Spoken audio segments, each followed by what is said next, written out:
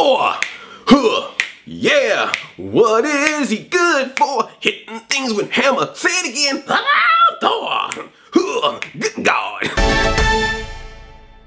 Hi, I'm Andre and I'm a black nerd with a review for you, Black Nerd Reviews. And I'm reviewing Thor the Dark World. I'll make sure I'm saying Thor the Dark World, because sometimes I accidentally say Thor the Lost World, which makes me think that Thor is gonna fight a giant T-Rex and some raptors. Clever God. And this is a non-spoiler review. I will have a separate video for spoilers, but this one you can watch if you have not seen the movie at all, and I promise you I won't spoil nothing or die trying. I'm gonna tell you the good, I'm gonna tell you the bad, and I'm gonna tell you the nerdy. Synopsis of the movie: we gotta make another Avengers, so we gotta make movies of all the other Marvel superheroes in the meantime, so Thor's one of them. Let's give him a movie. Best synopsis ever. First, the good. I love Thor. Like, I think he is a great hero. There's so many superhero movies now where the heroes are just like, oh man, I have these superpowers. It makes me amazing and awesome and better than everyone else, but I still feel so bummed I suck. Superman, Batman, Spider-Man, stop sounding like an emo teenager all the time. Thor is always ready to grab his hammer, beat everybody up. Thor is a true hero, which is why sometimes it's hard to look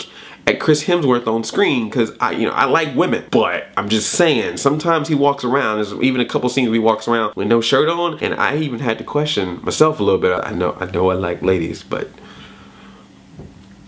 that's pretty nice, Thor. Thumbs up for sexual confusion. Don't look him in the eyes, that's all I'm saying. Or the chest. Thursday. Thursday. And of course you can't have Thor without Loki. Tom Hiddleston, he's amazing. Dude, that dude, where's my Loki movie? Can we get a Loki movie? Can that happen? He is probably the Joker right now of the Marvel universe. Like, he is the quintessential villain or anti-hero. You think he's good, but then he always has that trick on the side. He just does a great job of that. Kudos to Loki. You get to see a lot of different worlds in this movie, and they're all just so beautiful, or just so epic and detailed. Asgard is just looks amazing. And I also love the place where Idris Elba hangs out, and they have that rainbow road. Every time I see that, I keep thinking of Mario Kart. I'm just thinking of, like, is Idris Elba gonna allow Mario and Toad to drive by? I almost bested Thor, then Toad hit me with a blue shell. Not only is this movie fun and action-packed, it's short. You are in and out in less than 2 hours. Thank you for understanding that a superhero film does not have to be 3 hours. Dark Knight Rises. Now for the bad. Well, half of this movie is Thor the Dark World. The other half is Star Wars.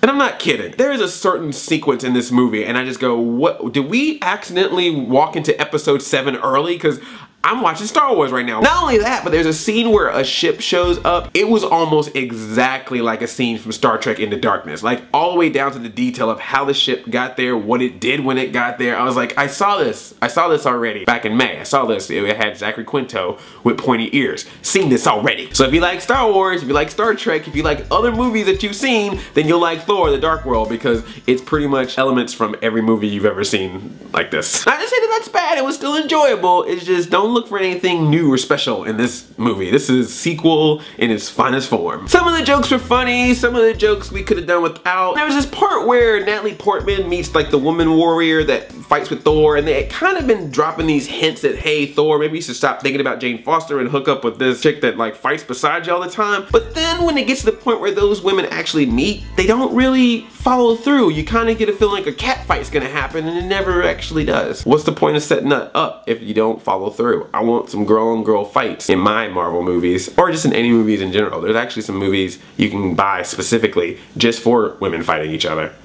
So I've heard on the internet.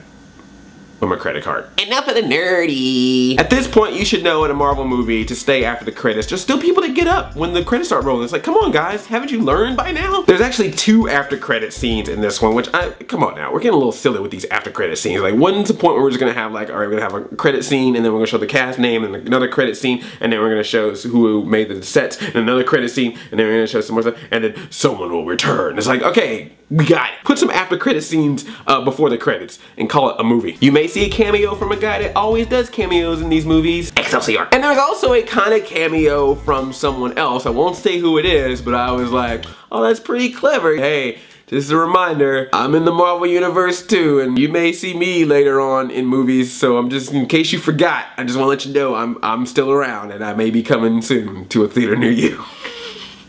That doesn't just give it away. Thor 2 I enjoy. I don't know if I like it better or worse than Thor 1. I think they're kind of on the same level. I mean, this is a movie that is definitely a sequel. That does not mean it's a bad movie. You know, sequels can be good. If you're doing the same elements that I've seen before in movies, but it's still enjoyable, I'm totally fine with that. It's when people pad sequels or they try to make them bigger than what they actually are. That's when I get upset. But this one is like, look, it's Thor. He's fighting stuff. We're going through worlds. Natalie Portman's in it. She's hot. And in less than 2 hours, you can leave and go watch Agents of S.H.I.E.L.D. Try to reference it with not as interesting characters and no superheroes. Tuesdays at 8, 7 Central. So that's my review of Star Thor's Into Darkness world. Now I want to hear from you. If you saw Thor the Dark World, let me know what you think of it. No spoilers. But if you want some spoilers, go check out my other review. It's only about the spoiler parts of the movie, so you can see what I think about that. I love you like a play cousin. I'm Outie 5000. Chain chomp yelp. Be a king, and he's like, nah, I got this lady back on Earth, man. I can't be sitting up in this throne. I got things to do. Meanwhile, Loki's all like, please, give me the throne,